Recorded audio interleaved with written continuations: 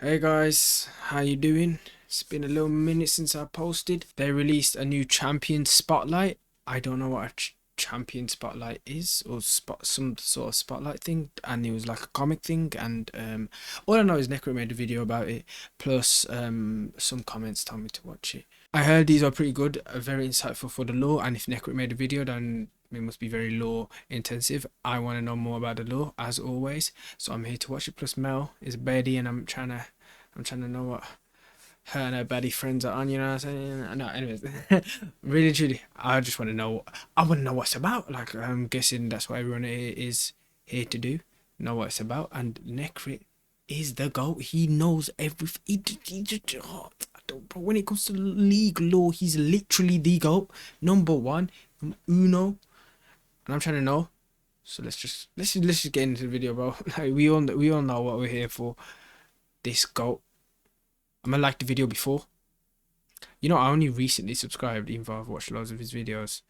I didn't realize I wasn't subscribed because people don't subscribe, including myself. But if you do want to subscribe, that would be very helpful, and I'd love you and appreciate it. Thank you. Now let's get into the video.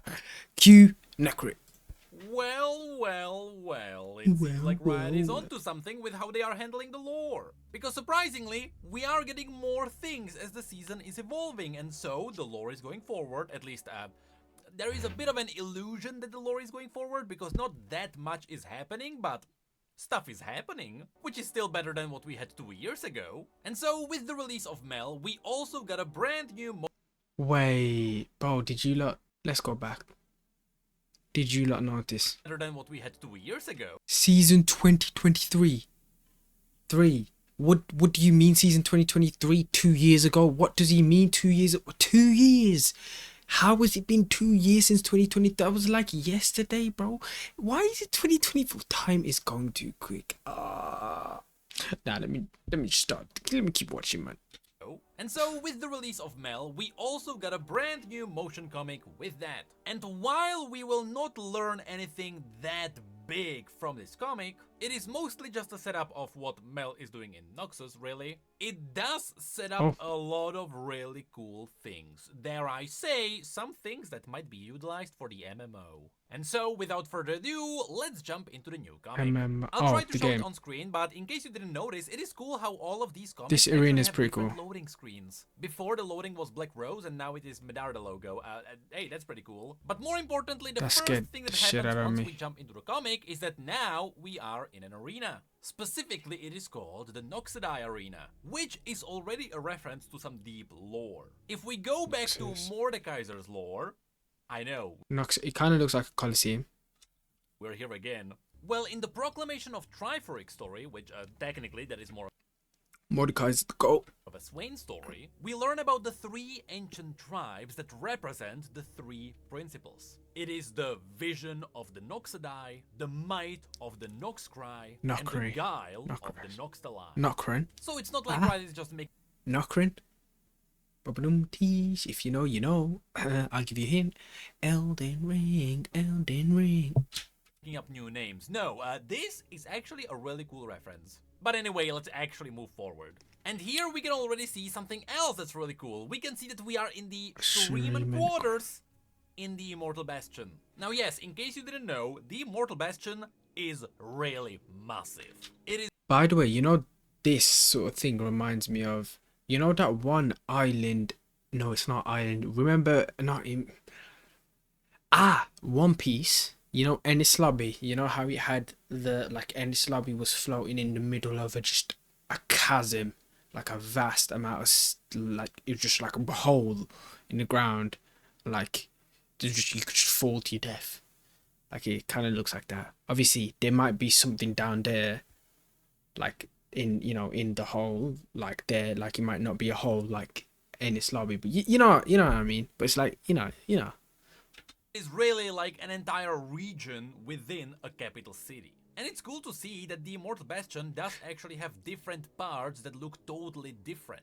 Now, I'm not saying that this is totally gonna be utilized for the MMO in like 20 years, but just the idea of the Immortal Bastion itself having like visual diversity within is really cool. And yeah, it is so cool to see that Shurima has such a value for the Empire that they even gave them their own place. It's more like an embassy, except this is just a piece of the Immortal Bastion. And yes, above the arena we can see the Medarda logo, because of course we know from Ambassa's lore and now from MEL's lore that the Medarda clan was always connected to Shurima in one way or another, even if they were just trading around.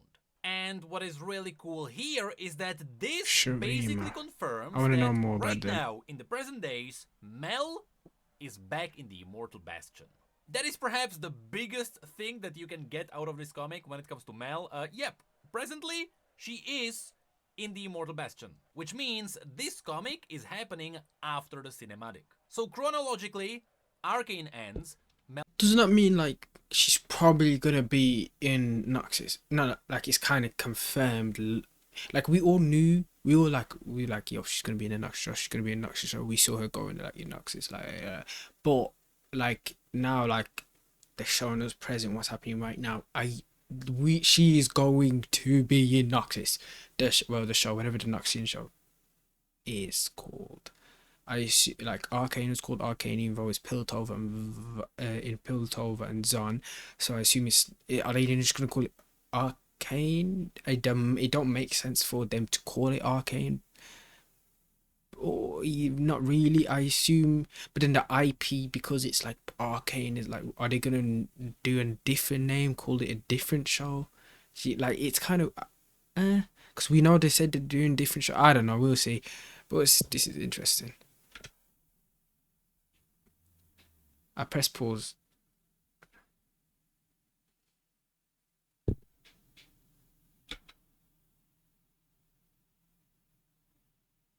MEL's bio comes out, then the cinematic happens, and then the comic happens. It is cool to see that all of this does actually have a timeline. And here, of course, MEL is getting ready to go out before all of the people, and we get a new piece of information, and that is this cool new character who kinda answers some questions at least. But before that, we get this scene, which essentially confirms, hey, there is a flashback about MEL happening. And of course, since MEL is young here, that means that the person next to her is Ambassa. Now here, you have to put on your thinking brain when it comes to monetization. What are the chances that any of this is gonna become skins for Act 2 of the Noxian season? Well, actually, probably low. I don't think Ambassa is gonna get a young Ambassa skin because, to be fair, she did just get the Chosen of the Wolf, which is also a Noxian theme skin, so that would heavily clash. Anyway, here you can see that Ambassa wants MEL to witness the battles in the arena. And of course, we know she wants to do this because this has been part of Ambassa's core lore. The Medarda family is all about just showing their children that war happens and it sucks and people die. So look, I feel like, obviously I'm not a parent. I feel like to a certain degree that's not a bad thing. Like you shouldn't just coddle your child like their whole life. But, throwing them like there's throwing them in the deep end and then there's throwing them in the deep end. That sounds stupid. But you know what I'm saying? Like you can't, like, come on. Like you ain't, like, and you could say it's a tough world. Like it's not like our world. Like it's a tough world, but still that feels, like, especially knowing how it turns out.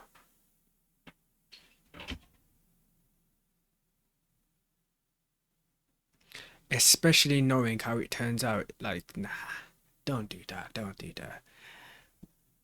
Bad mother. Ambassa specifically was sent onto the battlefield when she was young to pick up blades by her grandfather. She was told that she would get paid for every blade that she picked up, but in reality she was just supposed to learn about old bloodshed. And so of course now Ambassa is doing the same thing for MEL. She wants her to know death. And so we jump into the arena. And of course, we have to think about monetization. Now, in this comic, in this scene, sure, Ambassa is talking about the fourth Noxian principle that she found out. But in reality, what we're really here for is the fact that, yeah, I'm pretty sure Alistar is getting a skin. Yes, here it's showing us that there is Alistar and one buddy with him, and then there is also Pigman and what seems to be is this guy Alistar? Bootleg. Varus. While in the background, Mbessa is talking about the it's this guy, fourth Alistar. principle she discovered, which of course is sacrifice. This Now, guy's as to Alistar. what does sacrifice have to do with Alistar?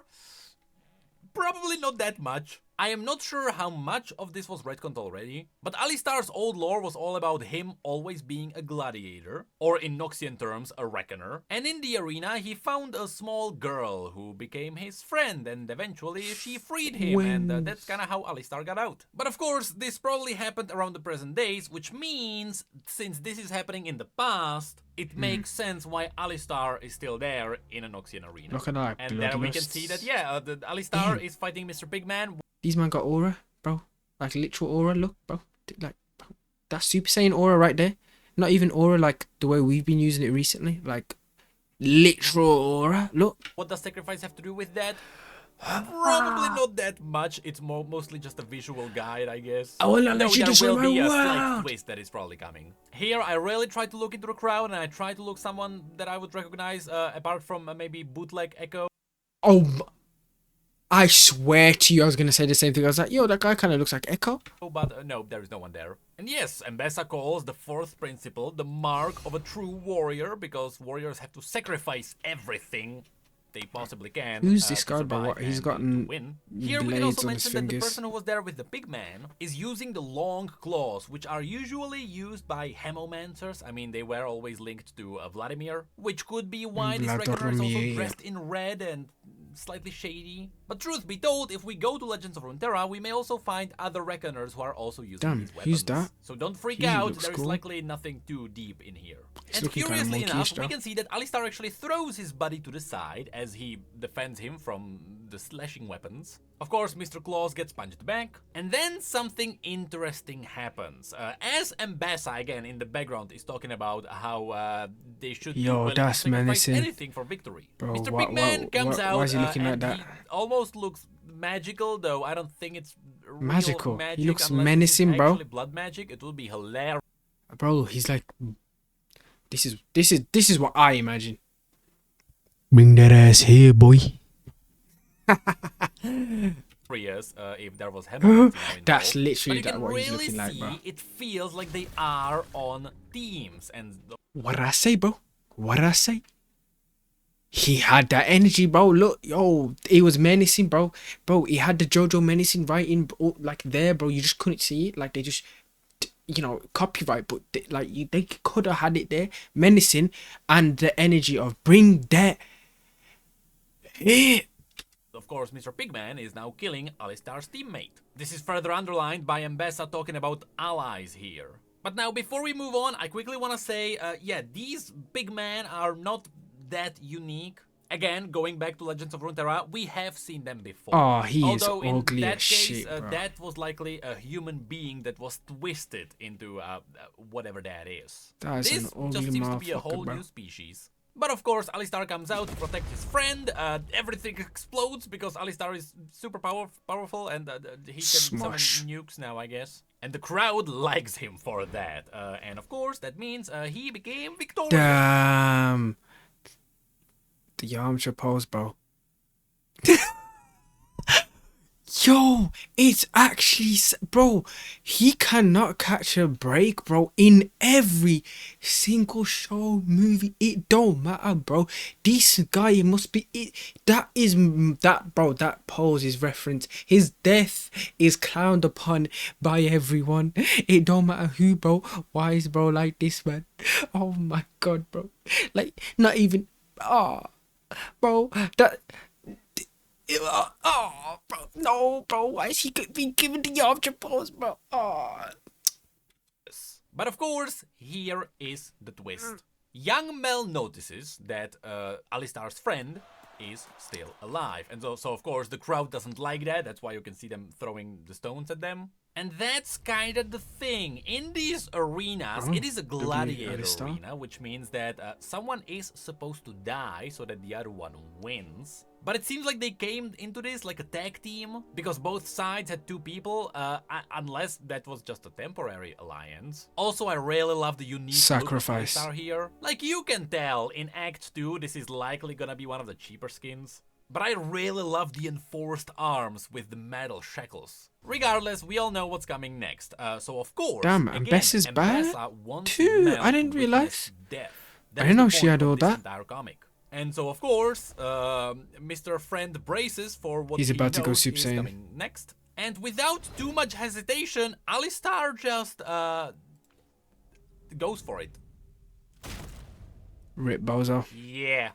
But you can see that Mel didn't even look. She looked away. So even during this experience, she did not really witness Well, actually, death. Ambessa don't look that At bad least right she there. didn't I ain't gonna lie. experience it the way Medarda are used to.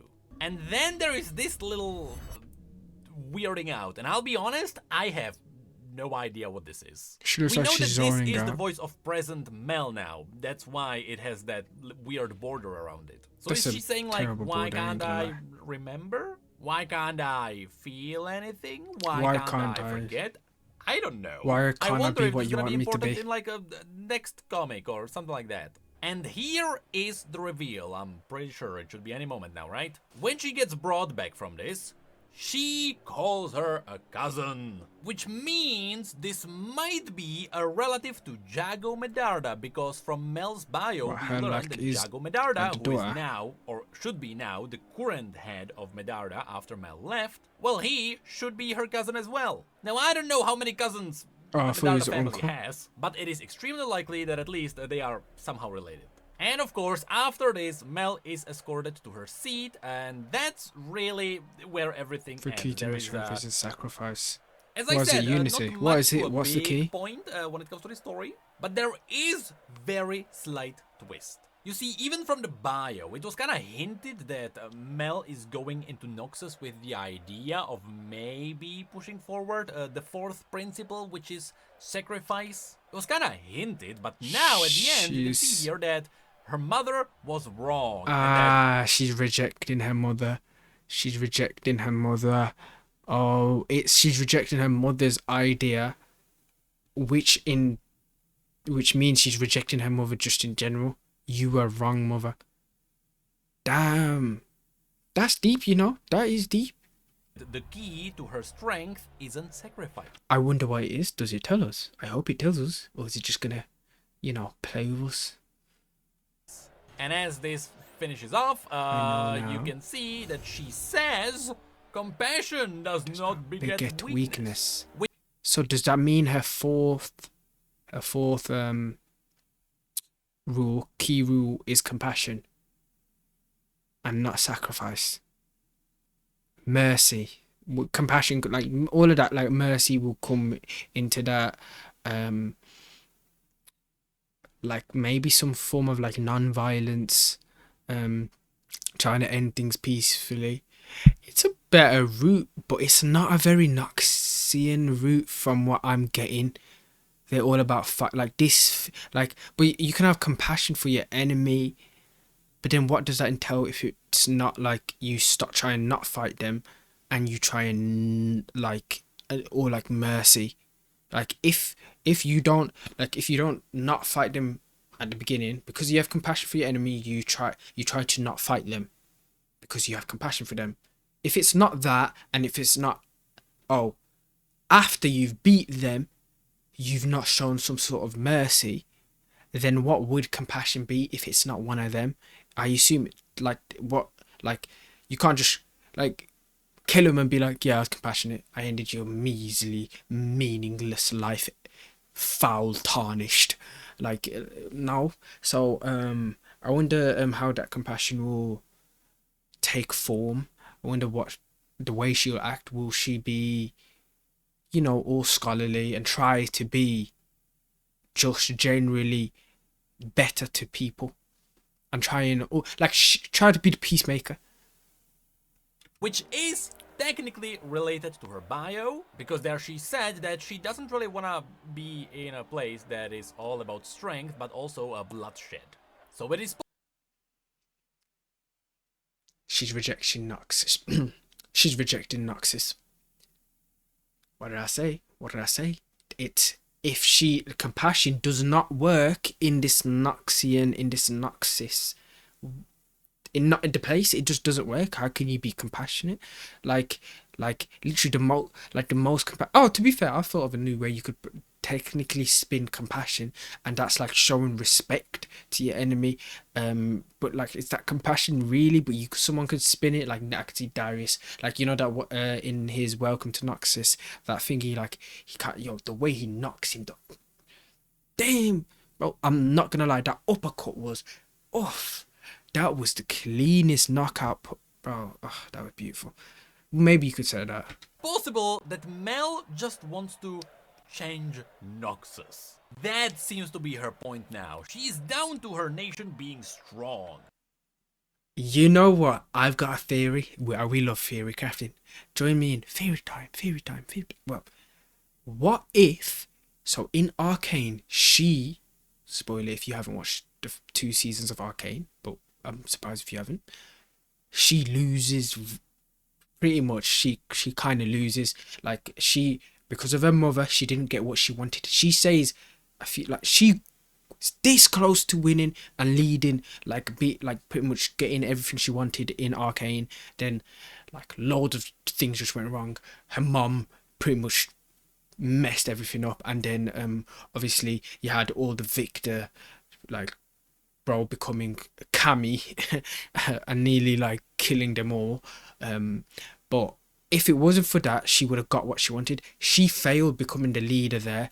She was learning how to become a leader, but she did end up failing Piltover's on, so she had to dip. She left, and now look, she's back to Noxus, a new place where, her ideas failed. She failed in the first place. What about now? It's a fresh start, somewhat of a fresh start.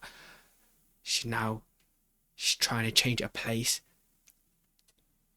She's trying to become the leader, and maybe this time is a success, and maybe this new Noxus show will be about how, obviously, loads of stuff will happen, there's many characters, but if she's the through line between Arcane and this Noxus show, she must have a massive role. She must have a massive massive role.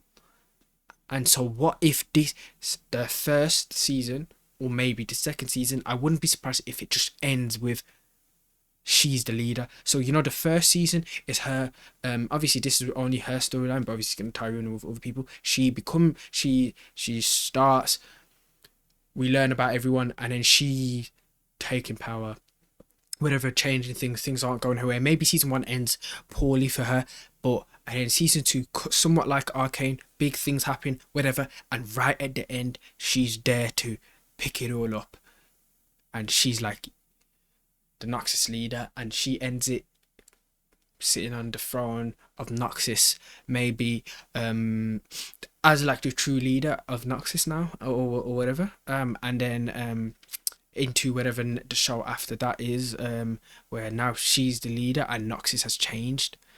I don't know, Ionia Demacia, however you pronounce that, one of those shows.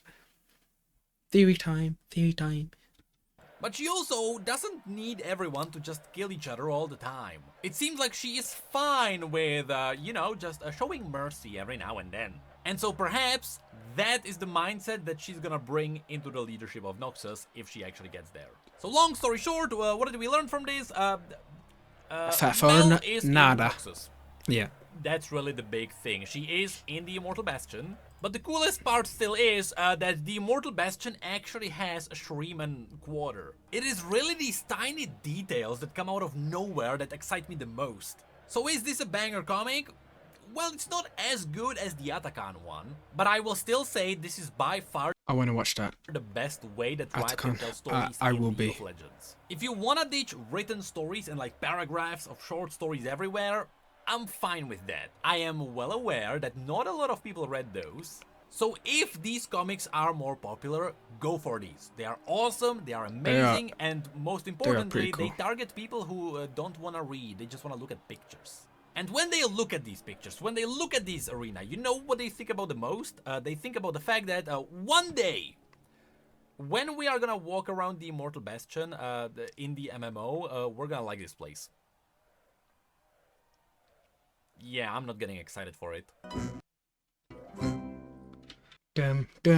Well, That was another great video from Necri. That look, that was not that detailed. That didn't have that much, but it did. But it did give us a little nuggets of information that there's a lot of theory crafting there that could be done, and it's so interesting to think about. I really cannot wait for this next show. And well, whatever did more league lore, like because this lore is great. I'm not gonna lie, I didn't think that a few months ago I'd be here so invested in league lore. I didn't think I would be, but I'm here and I am enjoying it. I wish I enjoyed the game a bit more, but I am getting into it. I'm slowly getting into it. I'm enjoying learning about the game, but whenever no, that's a lie. I'm enjoying playing the game when I'm playing it, but when I'm not playing it, I'm currently not looking forward to playing it compared to like a game like Marvel Rivals. I love it while I'm playing it, and I love it when I'm thinking about it. But and then compared to the lore of League, which I love every moment, learning about new things is so great. I really enjoyed Necrit's videos. Just in general, this man is great. Every community should have a Necrit. Like every community. You know what? I wish this man was here when I needed him. When I needed him the most, the Necrit wasn't there. When the Fire Nation attacked. Damn. Okay, that was a random thing. Well, thank you for watching. I'm gonna go back to playing some more Marvel Rivals, and I might play at least 1 or 2 games of League today. I'm streaming it all on Twitch. Thank you for watching. Peace. And a quick subscribe would help me out. Thank you. Love you. Bye bye.